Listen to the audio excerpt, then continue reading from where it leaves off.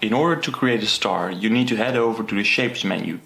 Then unfold the menu and click on the star icon.